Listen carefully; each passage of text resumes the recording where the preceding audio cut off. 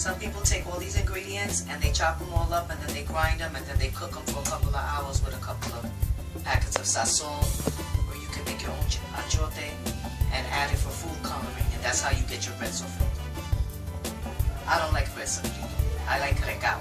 Regao is basically fresh vegetables that you use, peppers, onions, a different mixture, and then after you grind everything, you freeze it fresh and frozen, and you take it out as needed.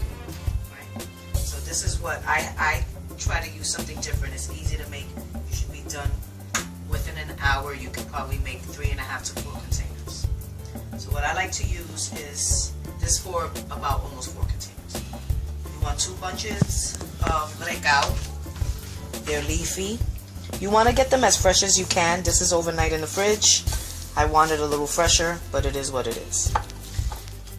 You want 2 bunches, nice bunches of cilantro. This is always good to use. 2 bunches. You want a packet of ajecito.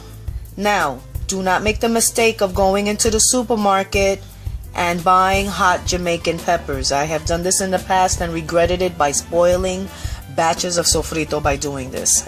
And it's not a good idea. So make sure you turn the packet over, and it says Ajecitos. I will make sure that the right spelling is on so you know what it is.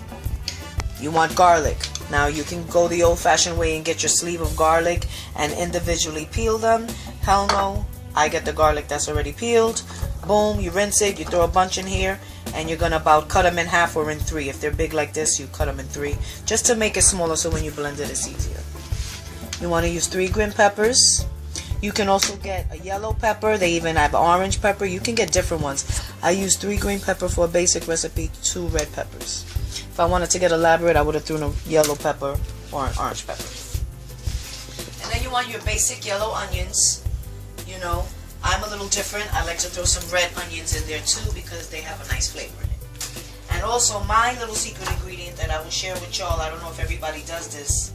I don't remember my grandmother or my mother doing this, but I like to use scallions, green onions. And it's really good.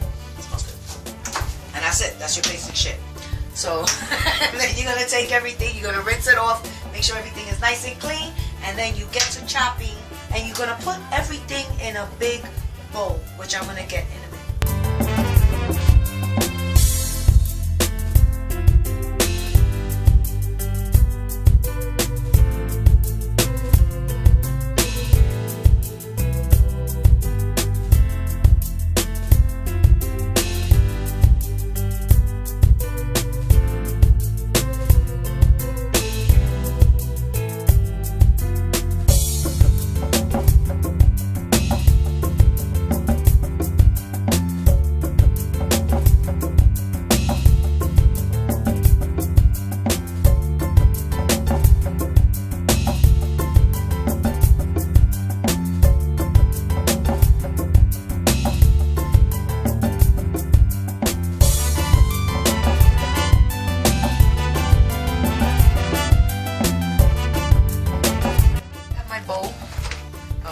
Red pepper, green pepper, red onions, and yellow onions chopped up. And I'm going to go to my garlic.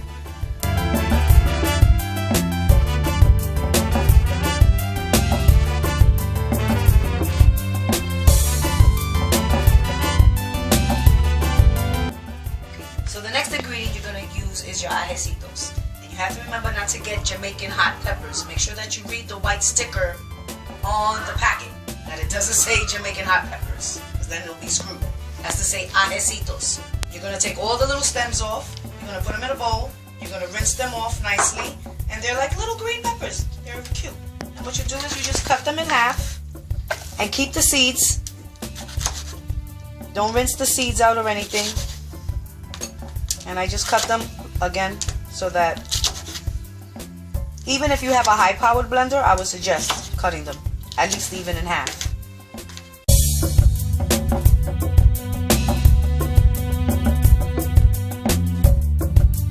So now we're going to go to the leafy stuff. The scallions, the regao, and the cilantro. Make sure they're all rinsed off before you start cutting them. Now you're going to start cutting your scallions. What I like to do is even them all up, right? take off that first.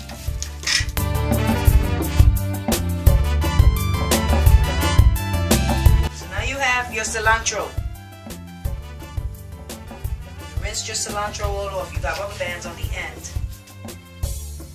Take out any pieces that you don't like what I'm doing right now, because I am not trying to put that. You want it green and nice for the most part. You're going to do the same thing.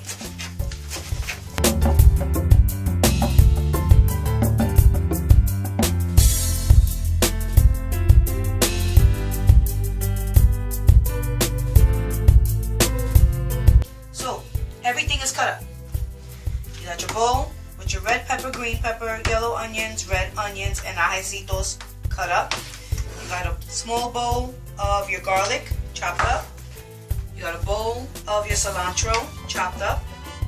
And you have a bowl of scallions and recao chopped up. You can put this in. If you have another bowl like this, you can put these all together, the greenery and the peppers in one bowl, and just leave the garlic separate. I'm going to show you why I do this.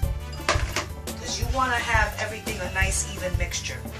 If you was to have a gigantic bowl that you could fit everything in and like mix it up, awesome. If you don't, then you can do it like that. Alright. Then you want to have some wawa. And the water helps just moisten and gives it a little bit of liquidity. I hope that's a word. Liquidity. Yeah. Make it liquidy. So here you go.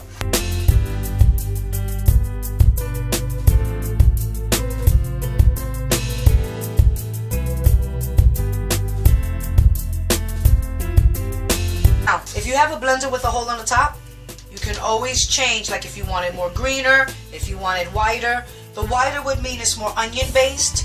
The greener of it would mean that it's more leaf based.